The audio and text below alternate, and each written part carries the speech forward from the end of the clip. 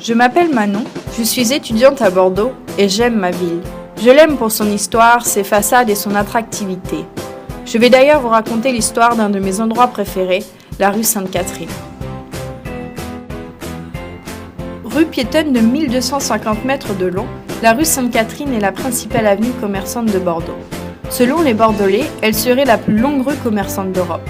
En effet, elle compte un peu plus de 230 commerces.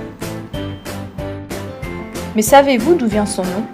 Eh bien, tout simplement d'une chapelle construite à la fin du XIe siècle, qui se situe en face de la rue Giraud, à la place de l'actuel magasin Sephora. Vers 1760, la chapelle cessa de servir au culte catholique.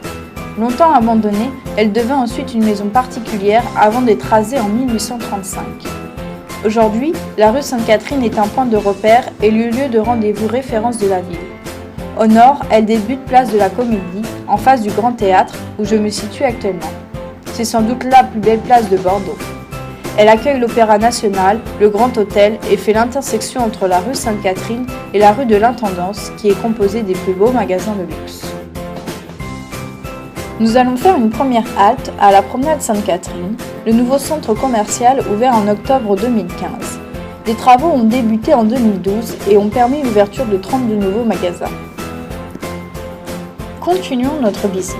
La rue est ensuite coupée par deux artères très fréquentées par les Bordelais, le cours Alsace-Lorraine et le cours Victor Hugo. Nous allons d'ailleurs faire un nouvel arrêt ici, à l'angle de la rue Sainte-Catherine et du cours Victor Hugo, dans le plus vieux café de la rue, le Café des Arts. Reprenons notre promenade de la rue Sainte-Catherine. Le 18 avril 1984, la mairie prend la décision de faire passer la rue aux tout-piétons. Le 18 décembre de la même année, le maire de Bordeaux, Jacques Chaban-Delmas, inaugure la fin de la première phase des travaux.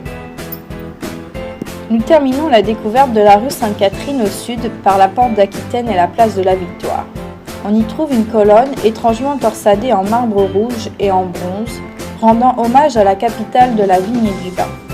On y trouve également deux tortues en bronze parées de grappes de raisin sculptées par le Tchèque Ivan Termer. Peu de gens le savent, mais la place de la Victoire comporte aussi son pied de vigne qui produit un raisin vendangé chaque année.